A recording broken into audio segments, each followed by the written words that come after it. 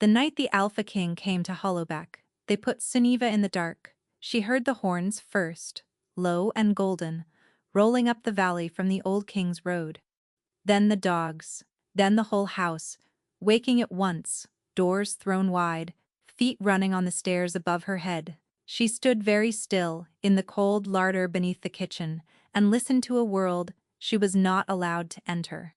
Morwenna came down with a lamp and a bowl of paste that smelled of ashroot and crushed night bloom, and she did not speak until the door was shut behind her. "Give me your wrists," her stepmother said. Suniva gave them.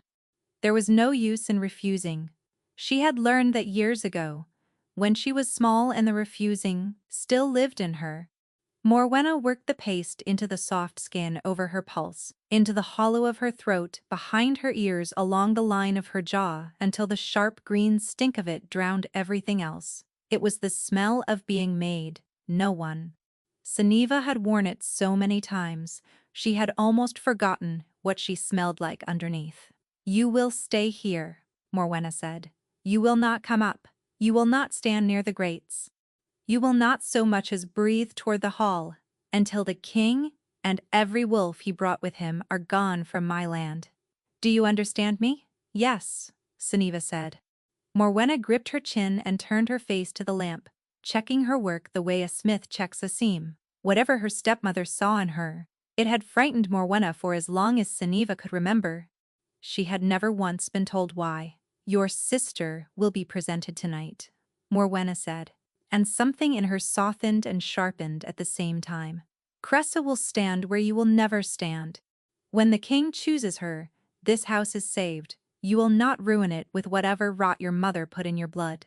There it was again, her mother. The one door Morwenna slammed hardest.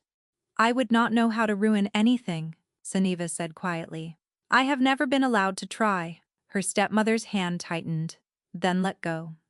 She took the lamp when she left, and the bolt slid home on the outside, and the dark came down complete. Above her, the great house of Hollowbeck, filled with music. Suniva sat on the cold flags with her back against the stone, and drew her knees up and tried not to want it. She could hear the shape of the evening through the floor. The stamp of boots that were not servants' boots. A man's laugh, deep, that made the timbers seem to lean toward it. Cressa's voice, climbing bright and practiced, through a song she had been made to learn for exactly this night. Somewhere up there at the top of her father's old hall sat the most powerful wolf in Sarnhold, and every unwed daughter for 40 miles had been scrubbed and laced and paraded past him so that he might catch the scent of the one fate meant for him. That was how it was done. That was how it had always been done. The Alpha King did not choose with his eyes. He chose with the deep animal certainty that lived under the skin of his kind, the knowing that struck once in a lifetime and never lied. He would walk the long hall, and the daughters would rise, and somewhere among them, or not, he would go still, and the whole world would change. Suniva pressed her masked wrist to her nose and smelled only ashroot, and told herself she felt nothing. She had gotten very good at telling herself that, but tonight something was wrong. It began as a warmth low in her chest, faint as a coal under ash. Then it was a pull, a slow, steady tug behind her ribs, turning her, without her leave, to face the wall that stood between the larder and the stairs. She had never felt anything like it.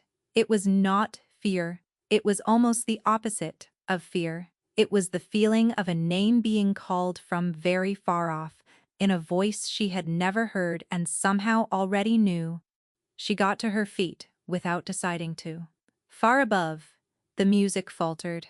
It did not stop all at once. A viol trailed off, a laugh cut short. There was a strange, spreading quiet, the quiet of a great many people holding still because one man had, and into that quiet Suniva heard, muffled by stone and distance, a single low sound that was not part of any song. A wolf's sound, made in a man's throat. A sound of pure arrested hunger. Down in the dark, the pull behind her ribs turned to a blaze. She clapped both hands over her mouth.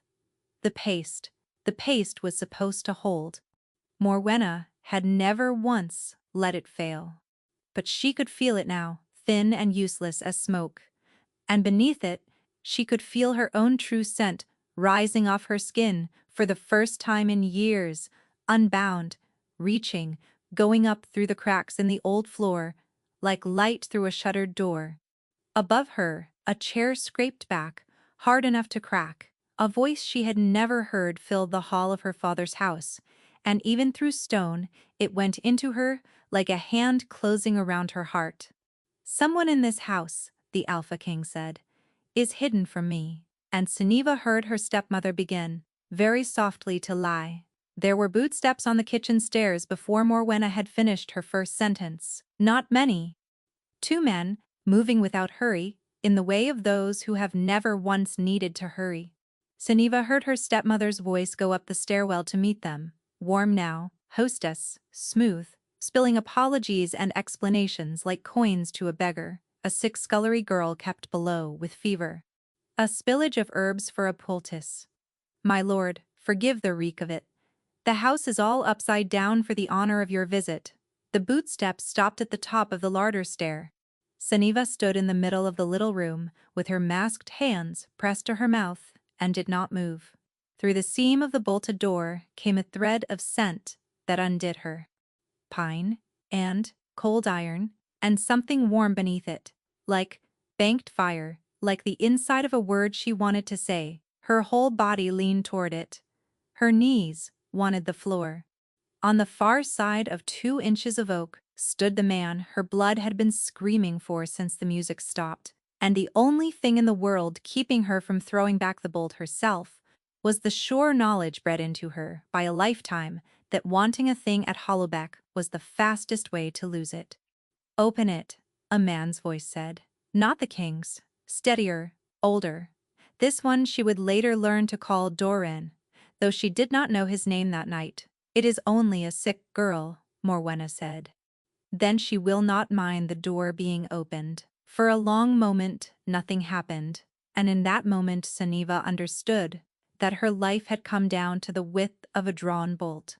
If it opened, everything her stepmother had built for 18 years would end, and Suniva could not have said whether what waited past it was rescue or ruin. She only knew she was not afraid of it, and that her not being afraid was itself the most dangerous thing in the house. Then, from the hall above, a new voice called down. Cressa's voice, breaking, frightened, and behind it, a clatter and a cry, and the sound of a woman falling. Morwenna had planned it. Suniva knew that at once. Knew it, the way she knew the pull in her chest, though she could not have proven a word of it. Her stepmother had set someone above to make exactly this noise at exactly this moment, a girl swooning, a lamp knocked over, a small, manageable disaster, to pull the wolf's attention off a locked door and back toward the daughter she wanted him to want. It worked. It should not have, but it worked.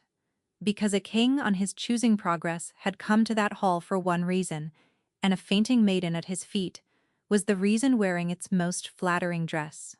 The thread of pine and fire drew back up the stair. Suniva stood in the dark and felt it leave her like warmth leaving a body, and she pressed her fist so hard against her teeth that her knuckles ached, and she did not make a sound. She was still standing that way when a house at last went quiet near dawn, and the bolt drew back, and Hedda slipped in with a candle and a face, gray as ash. The old cook had fed her in secret since she was a child. Hedda was the one soft thing in that whole hard house, and she was shaking. "Now you have to go," Hedda whispered. "Tonight. Before the light." "Go where?" Suniva said. Her voice did not sound like her own. Hedda took her masked hands and held them. "Child, listen to me. He knows now. He knows there is someone. He will come back. They always come back. And your stepmother knows it too. I heard her with the steward not an hour past." The old woman's grip tightened until it hurt. She said, "The risk cannot be left breathing." She said, "By the time the king rides through Hollowbeck again, there will be nothing here for him to find." Suniva left Hollowbeck through the orchard gate, with the frost still on it, and she did not look back. because she was afraid that if she looked back, she would see a light in her stepmother's window and lose her nerve. She took very little, a healer's satchel Hedda pressed on her, thick with dried yarrow and willow bark and the good sharp knife from the still room, a half-loaf. What coin the old woman had saved in a jar, across 9 years of service, which was not much, and which Suniva swore in her heart to repay tenfold or die trying. And one thing that was only hers, that Morwenna had never managed to take, because Suniva had learned very young to hide it in the lining of her own hem, her mother's ring. A plain band, with a single moonstone worn nearly smooth, the one proof left in the world that she had come from a woman who had loved her. She walked south for 3 nights, and slept in barns and under hedges by day, and with every mile she put between herself and the masking herbs, something strange and frightening began to happen. She started to smell of herself again. It came back slowly, the way feeling comes back to a limb that has been sat on, in prickles and then in a flood. By the 3rd dawn, she could not smell the ashroot at all, only a scent she did not have words for, warm and green and somehow bright, the scent Morwenna had spent a lifetime burying. There was no one to catch it but crows. But it frightened her all the same, because she remembered what one thread of it had done in a stone house full of wolves, and she did not understand what she was, only that she was something a king had risen out of his chair to name. The village of Fenmarch sat where the good land gave out and the marsh began, a huddle of low houses along a gray creek, the sort of place people passed through and did not remember. Suniva stopped there because she was too tired to go farther, and she stayed because they let her. She told them her name was Linnet. She told them she was a widow, which bought her the softness people give to grief, and the distance they give to it too. When the miller's wife took a fever that spring and the village had no healer nearer than a day's ride, Linnet sat with her 3 nights and brought the fever down with willow bark and cold cloths and a steady voice, and after that no one asked the widow too many questions. She set bones, she birthed lambs and babies, she learned every face in Fenmarch, and let none of them learn her. It was a strange way to live, healing a village that did not know her real name, loved for a kindness she gave under a borrowed face. But it was more than she had ever had at Hollowback, where she had been known by everyone and loved by almost no one, and some nights, the smallness of it, was enough to make her weep, with something that was nearly happiness. The season turned, the frost let go of the marsh and the reeds came up green, and Linnet the widow healer became a fixture, as if she had always been there, and Suniva of Hollowbeck grew fainter inside her like a dream at midday. Some nights she almost believed she had gotten away, but her scent had come all the way back. Now it filled her small rented room. It clung to the clothes on her line and the mint by her door, and the very path she walked to the creek, and though no wolf had ever come so far as Fenmarch in living memory, Suniva could not shake the feeling that she was leaving a trail of light across the dark country, and that somewhere at the end of it something had lifted its head. She told herself it was foolishness. Then, on the first warm night of the year, she woke in the black hour before dawn, with her heart pounding and the pole behind her ribs blazing as it had blazed in the larder, turning her in her narrow bed to face the north. And far off, across the sleeping marsh, faint and rising, and utterly certain, a howl came back. Word of the king reached Fenmarch the way all news reached it, late and second-hand, carried in on the backs of the summer peddlers who came for the marsh fair. Linnet had gone down to the green to trade willow bark and fever powders for salt and needles, and she was counting coin into a tinker's palm when she first heard the name Corvin spoken aloud. She had never known it before. She knew it now, the way you know a stone dropped into still water, by the rings it made in every face around her. "Half a year he has ridden," the tinker was saying to the crowd that had gathered, because a man with news is rich for a day, and spends it slowly, since the dead of winter. The Alpha King himself, up and down the whole of Sarnhold, and no rest in him. They say he has torn through the great houses, one by one, broken down doors, turned out cellars, questioned every soul from the high passes to the sea, and always the same question, and no man living can answer it. What question? Someone said. The tinker leaned in, and the whole green leaned with him, and Linnet stood frozen, with a coin going warm in her closed hand. He is hunting a cent, the tinker said. Only that. A cent he caught one night at a lord's house in the north country, and lost again before he could put a face to it. They say it near drove the wolf clean out of the man. They say his own warriors are afraid to ride too close, for he has gone half wild with the wanting, and the beast in him grows, and the king in him thins. And if he does not find her soon, there will be no king left to find her at all. Find who? The woman beside Linnet whispered. That is the madness of it. The tinker spread his hands. No one saw her. No one can say if she was tall or short, dark or fair, young or old. There is a lord's whole household in the north, swearing on their lives there was never any woman there at all. Only the king knows she is real, because the king caught the scent of her through a locked door, and a wolf does not lie to himself about a thing like that. He has put out a king's reward, gold enough to buy a village, for any word of a woman that no one has ever seen. She had told herself on all those cold mornings that the howl in the north was a thing of her own making, a grief dream, the mind of a lonely woman building a voice out of wind. She could not tell herself that any more. A king did not ride half a year and empty his own cellars over a grief dream. Whatever had happened in that larder had happened to him too, as hard as it had happened to her, and the knowing of it did something to her that the fear could not reach. Somewhere under the terror, in a place she was ashamed of, a small and starving thing lifted its head and was glad. The green murmured and shivered and loved it, the way people love a story that cannot touch them. Linnet paid her coin without feeling her own fingers and walked back to her cottage on legs that did not seem to be hers, and she sat down at her small table and pressed both hands flat against the wood to stop them shaking. Half a year. Since the dead of winter, since a larder in the north country, and a bolt she had not drawn, and a voice that had risen out of a chair, and said, "Someone in this house is hidden from thee," he had not forgotten. He had not gone home and chosen Cressa and let the night close over it like water. He had torn his own kingdom apart for the ghost of a smell, and every mile she had put between them, every barn and hedge and cold morning, he had been coming the other way to close, and she was leaving a trail. That was the thing that turned her cold.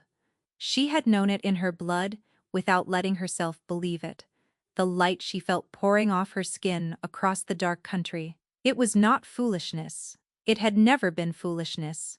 Somewhere north of her, a man had lifted his head half a year ago and had not put it down since, and the pull behind her ribs that answered his howl every single night was not comfort. It was a rope. It was drawing tight from both ends. She had to run again. She knew it the way she had known to leave Hollowbeck. She would go west, out past the salt flats where the marsh water fouled the wolf's nose, and she would smother herself in ashroot again if she had to, and she would become no one all over again. And she hated the thought with a violence that frightened her, because some traitor part of her did not want the rope to go slack. Some part of her, lying awake, turned north on purpose. She was still arguing with that part of herself at dusk when she went down to the creek to fill her jar, and she stopped at the water's edge, and the jar slipped from her hand into the mud. There were boot prints in the soft ground by the reeds, fresh, heavy, a man's boots, planted and turned, as if their owner had stood a long while watching her cottage across the water. They were not the prints of any villager. She knew every foot in Fenmarch, and they were not, her blood told her with terrible certainty, the prints of the thing that howled in the north, because these carried no pull at all, only a smell she caught now on the cooling air beneath the mud and the reeds. Old iron, cold, tallow, and under it, faint and unmistakable and 18 years familiar. The green stink of crushed ashroot. Her stepmother had not sent a wolf to find her. She had sent a man who knew exactly how to make one disappear. They came in the last blue light, before full dark. And they came quietly, which was how Lynette knew at once that they had done this before. She had barely got the cottage door barred when the first shoulder hit it. The wood held, but only just, and through the gap where the shutter met the frame, she saw 3 of them in the yard, unhurried, spreading, and the tall one in front drew a blade that gave back no honest firelight. It shone wrong.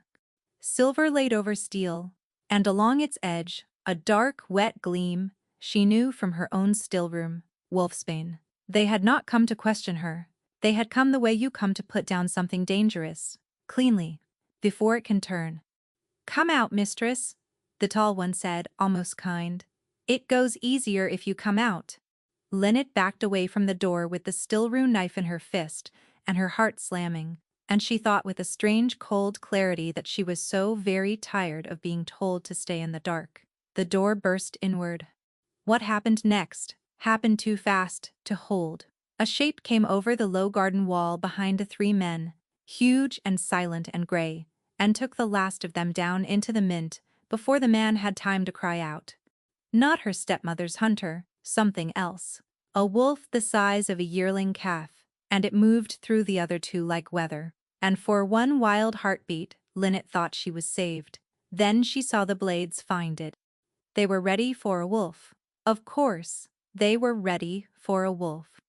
The tall man turned inside the gray one's lunge and struck the poisoned edge home behind its shoulder.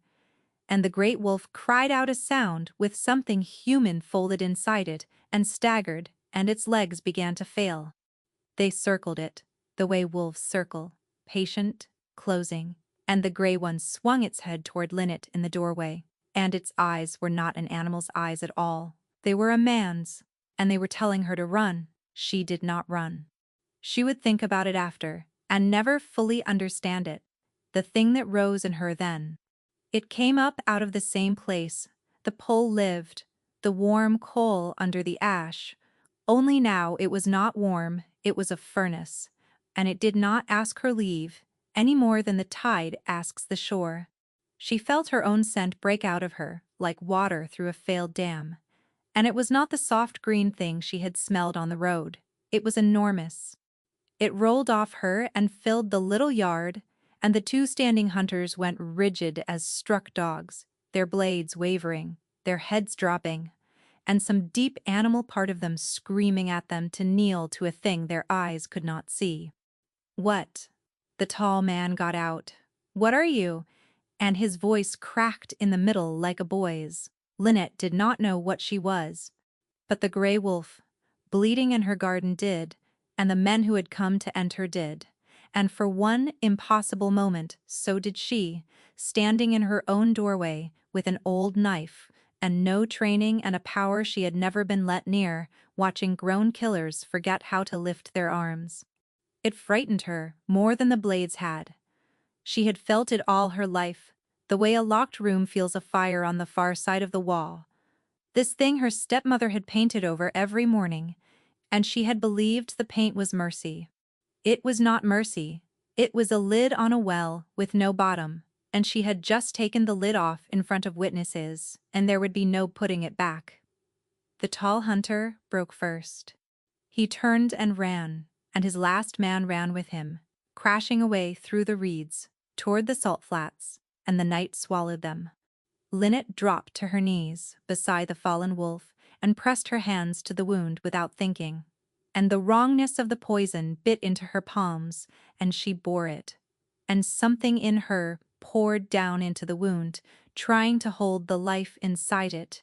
And that was when the far side of the marsh exploded, not with sound at first, with motion. A whole black line of reeds went down at once, flattened, as if a wind had walked through them, and the water threw itself up white, and the ground under her knees shuddered, and out of the dark came a thing so large the last light seemed to bend around it, running low and terrible and fast. and she understood that the rope had finally drawn all the way tight. It stopped at the edge of her garden, and for a long moment, nothing in the world moved. The wolf was black, and it was vast, taller at the shoulder than she was standing, and steam rose off it into the cold night air. Its sides heaved. Half a year of running was in that heaving, and Lynette, kneeling in the mint with a stranger's blood on her hands, felt the pull in her chest, turned to a single struck note that rang through every bone she had. She could not have moved if the ground had opened. She only knelt there, and looked up, and let it see her. The great head lowered. It came toward her one slow step at a time, and she saw that it was trembling, this enormous thing, trembling like a boy at a door, and when it was close enough that its breath stirred her hair, it stopped, and it lowered its muzzle, and it breathed her in. The sound it made then was not a growl and not a howl. It was the sound of something set down that had been carried too far and too long. She would learn later what it had cost him to make that sound, and what half a year of not making it had done to him. She only knew, kneeling there, that some animal part of her, that had been braced her whole life against the next blow, slowly, disbelievingly let go.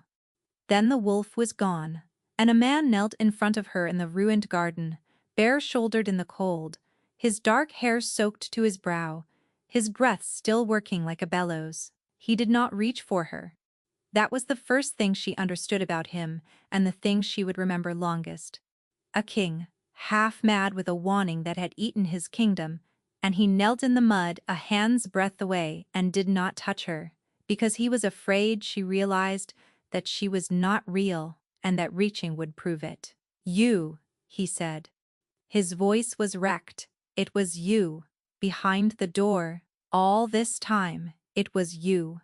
"I do not know you," Lynette whispered, and it came out like an apology. "No." Something broke and steadied in his face at once. "No, but you know that."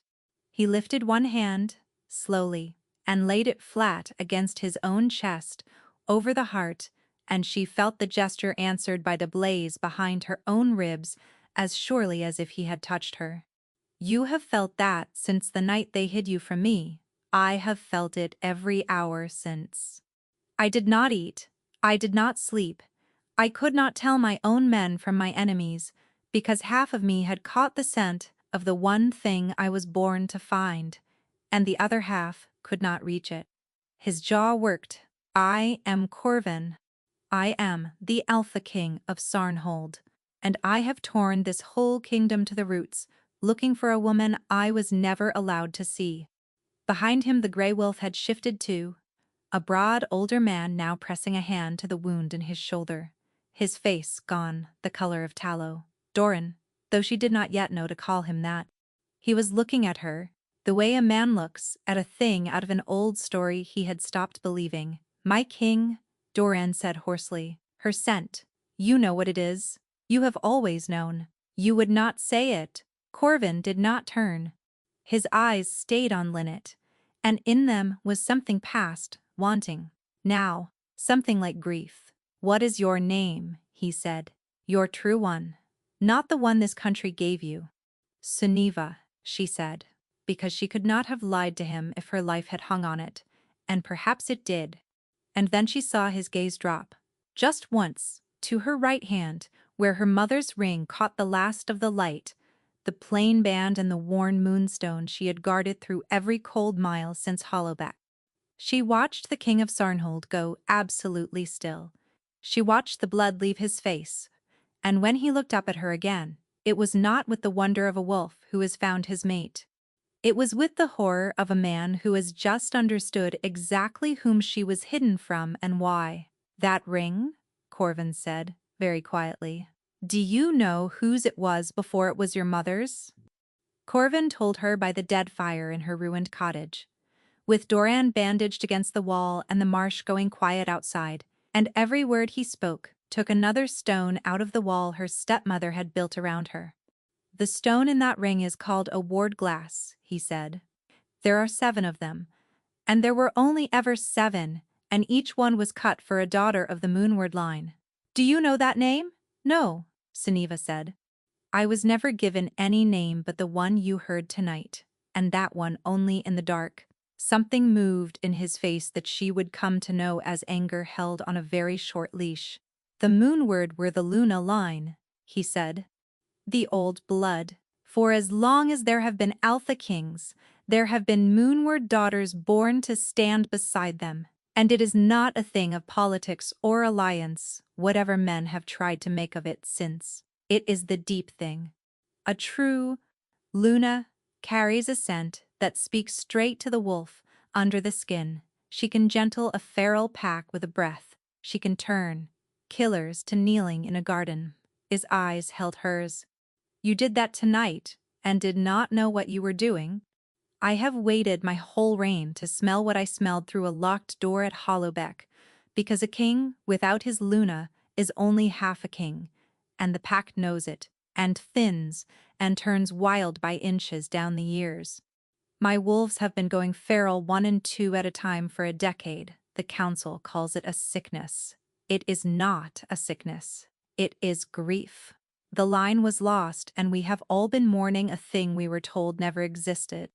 Lost, Suniva repeated. The last known moonward daughter died young, they said, without issue, and the line ended, and the ward glass rings were scattered or buried with their dead. Corvin looked at the ring on her hand as if it were a live coal. That one was not buried. Your mother wore it, which means your mother did not die without issue at all. Which means someone knew exactly what you were, the day you were born, and spent 18 years making certain the world never caught your scent. The fire was cold, but Suniva felt something in her go colder still, because the shape of her whole life was rearranging itself in front of her, and every piece fit, the paste on her wrists, since before she could remember. The way Morwenna's hand had always tightened on her chin when she checked the masking, checking not for dirt, but for any thread of the truth leaking through. Your mother? Morwenna spat. Whenever Suniva pushed, the rot in your blood. Not rot, the oldest and highest blood in Sarnhold, and a woman who had married into a house that was never hers, and could only keep it so long as the true daughter of that house stayed no one. Hollowbeck was my mother's, Suniva said slowly. Not my father's, not hers. Doran spoke for the first time, low and rough with pain. The moonward held the north country before your king's grandfather held the throne. A moonward daughter's husband holds her lands in her name and her children's. If there is no recognized child, the lands fall to whoever last held them. He met her eyes. Your stepmother has ruled Hollowbeck for 18 years on the strength of a daughter who does not exist. The day you are seen and named for what you are, she is a guest in a house that was always yours, and everything she built turns to smoke. That is why she hid me, Suniva whispered. It should have been a relief to understand it at last. It was not. It was grief, vast and backward flowing, for a childhood spent being made small by someone who had known all along that she was the opposite of small. She could have killed me as a babe. Why keep me? Why feed me and mask me and keep me breathing all those years? Because a hidden heir is leverage and a dead heir is a crime, Corvin said grimly. A body can be found, a question can be asked, but a girl no one has ever heard of, tucked in a cellar and told she is nothing, costs her nothing and can be sold when the price is right. His jaw tightened. And I think the price has come right at last. My council has a man in it, a lord called Osric, who has grown fat and powerful in the lunaless years, because a weak king leans hard on strong lords. A true Luna returning is the end of him. He has spent that decade making certain no moonward ring ever surfaced. He looked at her. If your stepmother has finally found a buyer for the secret she has kept, it is him. Suniva sat very still and let the fury come. She had spent her whole life not being allowed to want, and she found now that under all the not wanting, there had been a furnace, the same one that had broken the hunters in her garden, and it did not want any more. It intended. She thought of every morning of her life, the cold paste on her wrists, the bolt sliding home, the voice telling her she was rot. She thought of a mother she could not remember who had worn a ward glass ring and hidden it in a hem, so that one day her daughter would have one true thing. She thought of Hedda, who had fed a nothing girl in secret for no reason but kindness, and who was going to hang for it. The grief and the fury braided together in her until she could not tell them apart, and out of the braid came something very quiet and very hard. "Then I am done being nothing," she said, and her voice carried the harmonic she had heard in it once tonight already, and both wolves in the room went still to hear it. "Take me to Hollowbeck. I will look my stepmother in the face, and I will take back my mother's house." Doran shifted against the wall, and something crossed his ruined face that she could not read, and she understood a heartbeat too late that it was not doubt. It was dread of what he had to say next. "My lady," he said, "there is a thing you should know before you decide that. A rider found me on the road 3 days back, before I ever reached this marsh. Your stepmother has already moved. She has stood her own daughter up before Lord Osric and named her the last moonward, a false Luna, to seal a marriage and a bargain both." He wet his cracked lips. "And to make a false heir stand, she needs the true one gone, and every mouth that ever knew the truth silenced with her. She has taken the old cook, the one who fed you. They mean to hang the woman as the thief who stole the moonward child, before the next full moon, so that the only tongue that could name you dies, calling you a lie." They rode north through 2 nights and a day, and Corvin did not once let her out of his reach. He set her before him on the black horse the first night, the way he had carried nothing in half a year of carrying only his own ruin, and when she stiffened, he did not insist, only said against her hair, low, that his wolf had been starving for the nearness of her since before he knew her name, and that if she wished him to ride apart he would. Though it would cost him. She did not wish him to ride apart. She told herself it was the cold. He talked as they rode, because she asked him to, because every mile toward Hollowbeck tightened the old fear in her, and his voice was the one thing that loosened it. He told her about the wolves thinning, about standing over another of his warriors, gone feral in the night, a man he had known since boyhood, and having to end his suffering himself, and not being able to say why it kept happening. About the council pressing a political maid on him year after year, some strong lord's daughter to shore up the throne, and the wrongness of it that he could never explain, because his blood was holding out for a scent it had never met. About the night at Hollowbeck, when that scent came up through a stone floor, and every wrong thing in him went suddenly, violently right, and how he had clawed at a locked door like an animal, while a smooth-voiced woman told him there was no one there. "I nearly killed her," he said. "Your stepmother. I stood in that hall with her lie in my ears, and my scent telling me the truth was 10 feet under my boots, and Duran put himself between us, or I would have struck her down on her own floor, and never known I had killed the only person alive who could lead me to you." His arm tightened around her. "I have hated myself every day since, for not doing it, anyway." Somewhere in the second night, the talking ran out, and there was only the dark and the warmth of him and the pole, that had stopped being a rope and become something quieter, something that simply wanted to be near what it was near. When they stopped to rest, the horses, she turned in the circle of his arms and looked up at him, this king, who had unmade a kingdom for the ghost of her, and she was not afraid. "I do not know how to want things," she told him. "They trained it out of me. I have wanted exactly 2 things in my whole life. My mother's ring, and, since a night in a larder, you." She swallowed. "I do not know how to do this." "Neither do I," Corvin said. "There has not been a true bond in my line for a generation. We will be very bad at it together." And he bent his head, slow enough that she could have turned away, and kissed her. The bond did not so much roar as bloom. Warmth went through her, and under the warmth his feeling came across to her, like light under a door, the whole starved devotion of him, and she understood that whatever the ward glass was, and whatever the moonward had been, this at least was only hers and his and no one's ancient design. She fisted her hand in his shirt and kissed him back, and for one clean moment, there was no Hollowbeck, and no Osric, and no rope, only the two of them, badly learning. They did not ride the rest of that night. Corvin would not push the horses through the dark passes. He said, though Seneva suspected the truth was simpler, that he could not yet bear to spend the hours between them on speed when they could be spent like this. They made a small, cold camp in the lee of a standing stone, and Doran took the first watch, a little apart, wolf-shaped and silver in the starlight, and left them the fire. She asked him, then, about the dreams. All through the marsh months, she told him, she had dreamed the same dream, of a dark hall and a locked door and a voice on the other side of it saying her name.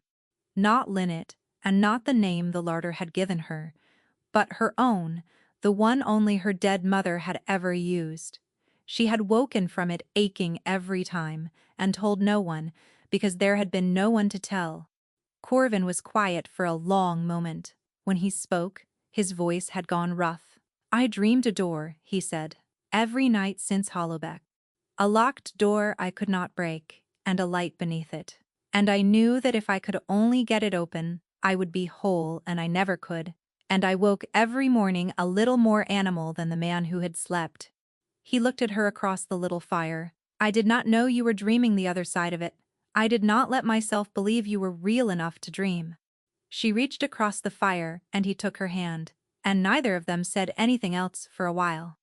The standing stone kept the wind off, and for the first time she could remember, Seneva slept without dreaming of a door, because the thing on the far side of it was sitting awake beside her, holding her hand, watching the dark for anything that might try to take her back. They crested the last high ground above the north country at dawn, and the moment ended. Hollowbeck lay below them in the pale light, her mother's house, and it was not sleeping. Fires burned in the yard, though it was near morning. Tents stood in ranks along the orchard wall, and a banner she did not know flew from her father's tower, black with a white closed eye, and the road up to the gate was lined with armed men who wore that eye on their breasts. Lord Osric had not waited to be summoned to Hollowbeck. He was already inside it. They watched from the tree line as the yard filled, and Seneva understood that she had walked her whole life toward this morning and been told the whole time to look away from it. A platform had been raised in the center of the yard, rough, new wood, and she did not need Doran to tell her what it was for. Around it the household of Hollowbeck had been herded, servants she half remembered, the steward, the grooms, penned like sheep under Osric's men. And on the steps of her father's hall stood the two women who had shaped the whole of her life, one she had feared, and one she had never once been allowed to love. Morwenna, in gray and silver, straight-backed, hostess smooth even now, playing lady of a house that had never been hers. And beside her, done up in white with her pale hair unbound in the way of the old paintings, standing where a moonward daughter was meant to stand, wearing a ward-glass ring that Seneva would have wagered her life was cut glass and paste, playing the part that had been beaten and starved out of the true air so that the false one could hold it. Cressa did not look triumphant. That was the thing that lodged under Seneva's ribs. Her stepsister looked white and sick and very young, glancing at the platform, and away, a girl standing exactly where her mother had put her, because no one had ever asked whether she wanted to. At the foot of the hall steps, hands bound, gray, head bare to the cold, stood Hedda. They will do it at the full moon, Doran said quietly. Tonight, publicly. Osric means to burn every witness to the old truth, and stand your stepsister up as Luna before the northern packs by the same fire. If the packs accept a moonward, even a false one, his weak king has his excuse to set a strong councilmate beside the throne, and the true line dies, uncalled and unmourned in a marsh somewhere, and the feral wolves go on thinning until there is nothing left of your king's blood but teeth. His voice hardened. It is very neat. It has been 10 years in the making. And it ends, the moment you walk down there and open your mouth, my lady. which is exactly why every man in that yard has orders to put a silver blade in you before you can finish a sentence. Corvin's hand found hers. "We take the yard," he said. "My wolves are 2 ridges back and moving. We hit the gate before noon, before the moon business, and we cut Hedda free in the confusion, and we put you somewhere Osric's blades cannot reach." "And the household," Suniva said. "The servants. The ones penned by the platform. When your wolves come through that gate, what happens to them?" Corvin did not answer, which was its own answer. A yard full of wolves and steel and panicked hostages had only one shape, and everyone standing on that ridge knew it. Suniva looked down at the platform and the penned people and the small white figure of her stepsister, who did not want to be there, and she felt a plan settle in her, the way the shift would later settle in her bones, whole and terrible and certain. There was a way through this that cost the household nothing, and the king's wolves nothing, and it cost only her, and she had spent her whole life being told she was worth nothing, so the price seemed a fair one. She would not let a single soul burn for the crime of having once been kind to her. Below them a horn sounded, and Osric's men began, unhurried, to build the fire beneath the platform, and Hedda lifted her bound hands to her face, and Suniva made a decision that she did not tell either wolf beside her, because she knew that if she said it aloud, they would chain her to a tree before they let her do it. The king's wolves came through the gate of Hollowback a little before noon, and for a space of minutes, the yard was nothing but noise. Suniva had seen Corvin run down a marsh. She had not seen 100 of his kind hit a wall of armed men at once, and she hoped never to see it again. The gate did not so much open as cease to matter. Osric's line buckled at the orchard wall, and the yard came apart into dust and shouting, and the terrible work of wolves among men who had thought their silver made them safe. It did not make them safe. It only made them slow. She had thought she understood what he was, this man who slept, holding her hand. She understood something else. Now, watching the black wolf take the hall steps through a press of spears, understood that the gentleness he had shown her was a thing he had chosen, and not a thing he lacked the other of. There was nothing gentle in that yard. There was only the king, and the king was terrible, and every terror of him was aimed away from her.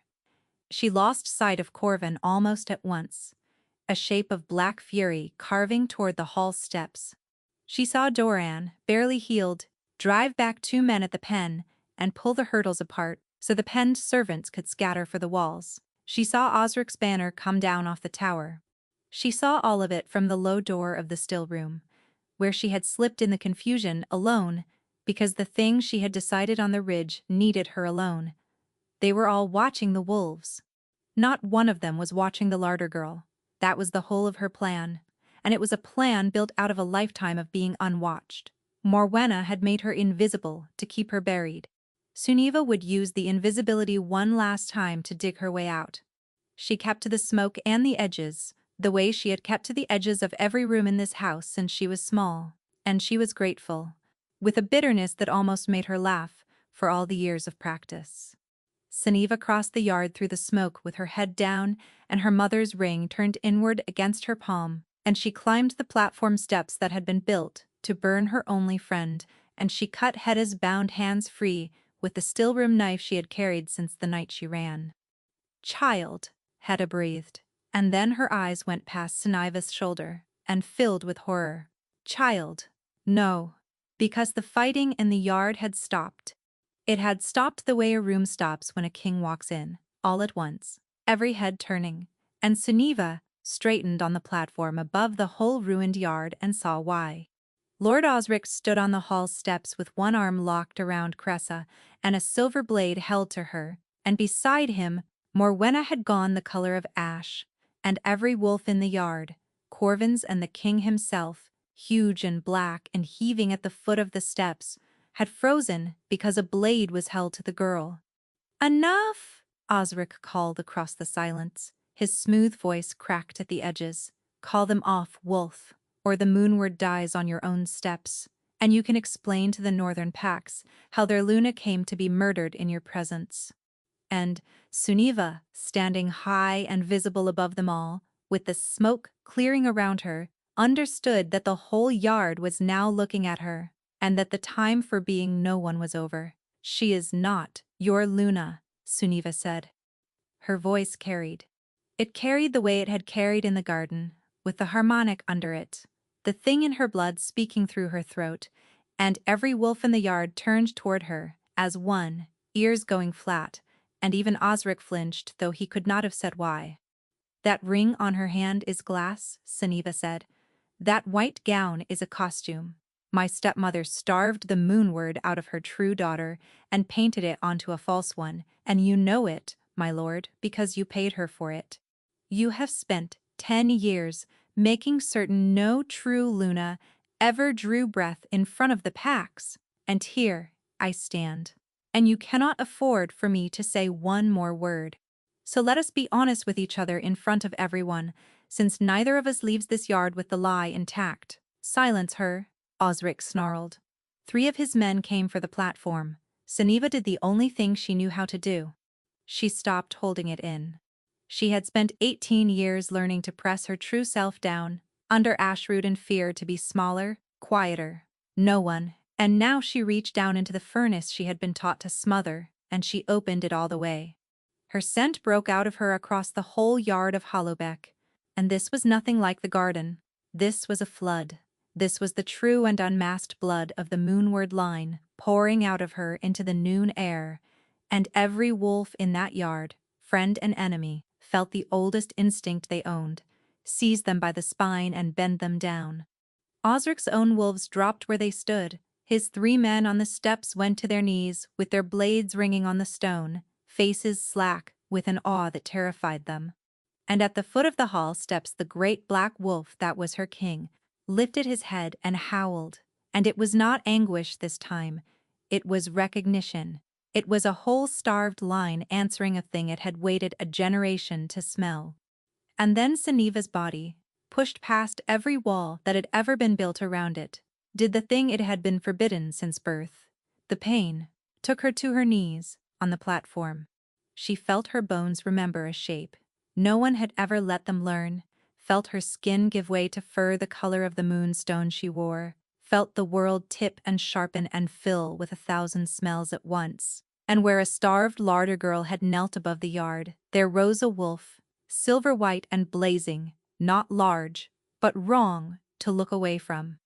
The way you cannot look away from the moon. For one heartbeat, the whole yard held still around the white wolf, friend and enemy alike, and Suniva felt the truth of herself settle over the place, like snowfall. This was what she had been. This was what a lifetime of ashroot had been spent to smother, not rot, not a shameful secret to be kept in a cellar. This, a thing so bright that killers knelt and a king wept, and a stolen house fell silent to behold it. She was sorry, in that heartbeat, only that her mother was not alive, to see the daughter she had died protecting stand up at last in her true shape. Osric made a small broken sound and drove his silver blade not at Cressa, but at the white wolf, because he understood at last exactly what he was looking at, and that it was the end of him. Suniva was faster than she had any right to be. She was off the platform and across the steps before the blade finished falling, and she struck the weapon from his grip, the wolf's bane searing her like fire where it grazed her, and she bore it and did not falter. She sent him sprawling down the steps into the dust, and stood over him, and she let him see her eyes, which were a woman's eyes in a wolf's face, and she let him understand that the lunaless years were over, and that he had made them himself. He did not rise. Corvin's wolves, freed as her scent gentled from command to fury, saw to that. It was Morwenna who moved then, because Morwenna had never in her life failed to move when everything was falling, snatching Cressa's fallen glass ring, reaching for her true daughter's arm to run. But the white wolf turned its head and looked at her, and Morwenna stopped as if she had struck a wall, and for the first time in 18 years, Suniva watched her stepmother's smooth face come apart, because the thing she had spent a lifetime burying was standing in front of her. Sunniva shifted back. She had not known she could, but the wolf gave her the shape as easily as it had taken it, and she stood on her mother's steps as herself, naked of paste and fear both. And someone put a cloak around her shoulders. And it was Corvin, human again, shaking, his hands lingering as if to prove she was solid. "You did not wait for me," he said, wrecked. "I have waited my whole life," she said. "I was finished waiting." There was a great deal still to do. The yard was full of the wounded and the surrendered. Osric was dead, and his men were throwing down their silver. The household of Hollowbeck was creeping out from the walls to stare at the larder girl who had risen up a wolf. But Corvin turned her to face him amid all of it. And Sunniva knew what the old blood asked next, and knew that with them it would not go the ancient way. He did not offer her a claiming bite to bind her to a throne. He tilted his head and bared his throat to her. King of Sarnhold, in front of his whole pack and her whole ruined house. And he said, "The line comes back through you or not at all. Not because they need a Luna. Because I want no life that is not yours. Claim me, Sunniva, if you will have a half-mad king and a kingdom that needs mending." And Sunniva, daughter of the Moonward, who had been made nothing for 18 years and had made herself into this, in a single afternoon, set her mouth to the bared throat of the man her blood had chosen through a locked door, and she took him, and the bond closed over them both, like the sound of every wolf in the north lifting its voice at once. And they did. Across the yard and the ridges beyond it, and the dark leagues past those, the wolves of the north lifted their voices, Corvin's pack, and the strays, and the half-feral ones who had been sliding toward the wild for a decade, because a thing they had grieved without knowing its name had come back into the world and named itself on the steps of Hollowbeck. Sunniva felt it roll out from the place where her mouth met his throat, wave on wave, the whole grieving north turning at once, like a field turning to face the sun. Some of the wolves that howled that night had been lost so long, their masters had stopped hoping for them. They came home in the days that followed, 1 and 2 at a time, out of the high country, thin and weary and sane. They had all felt it close. They did not hang anyone at Hollowbeck under the full moon that night. They buried the dead, and they freed the penned, and they lit the fire that had been built for Hedda for warmth instead. And the old cook sat closest to it with a cloak from the king's own back, around her shoulders, and wept into her hands until Sunniva knelt and held her and told her she was safe, and was believed. Lord Osric was already answered for. His men were bound for the king's justice in the south, and the eye banner came down off the tower for good. As for the 2 women on the hall steps, the king would have handed them to the pack's rough justice, but Sunniva stayed his hand. Morwenna she stripped of Hollowbeck with 3 words in front of every witness, and sent north past the high passes with nothing of the house she had stolen, to live out her days in the cold country as exactly the no one she had spent 18 years trying to make of another. It was a colder mercy than death, and they both knew it. Cressa, she let go. Her stepsister knelt in the dust and could not lift her eyes. And Sunniva looked at the girl who had been dressed in a stolen name and stood white and sick above a fire meant for an innocent, and saw someone who had also never once been asked what she wanted. She gave her a horse and a purse and the road, and told her to go and become a person. No one had arranged whether Cressa could was her own to answer. The healing of the rest came slower, the way real things do. But it did come. Toe went out across Sarnhold, that the moonward line was not ended after all, that a true Luna stood beside the king, and the wolves that had been going feral by 1s and 2s in the dark, grieving a thing they had been told to forget, lifted their heads across the whole kingdom and stopped their slow turn toward the wild. The thinning eased. The north country, which had been her mother's and was hers now, greened under a gentler summer than it had known in a decade, and the people of it, who had watched a larder girl rise up silver on a platform, came to lay their troubles at her door, and she healed what she could, because she had always been a healer, long before she was ever a queen. On a warm evening at the turn of the year, Sunniva stood at the window of the tower room that had been her mother's, wearing the moonstone ring openly on her hand for all the world to see, and Corvin came and stood behind her with his arms around her and his chin on her hair, and for a long while neither of them said anything at all. "I spent my whole life in the dark of this house," she said at last, "so that no one would ever catch my scent. And it led me straight to you anyway," he said. "Through a locked door and half a kingdom. The one thing your stepmother could never mask." He turned her gently to face him. "There is no darkness deep enough to hide the thing you are, Sunniva. I am only grateful it was mine to find." Outside the tower, across the whole waking north, the wolves of Sarnhold lifted their voices into the dusk, no longer grieving, and the sound of it rolled from ridge to ridge like something mending.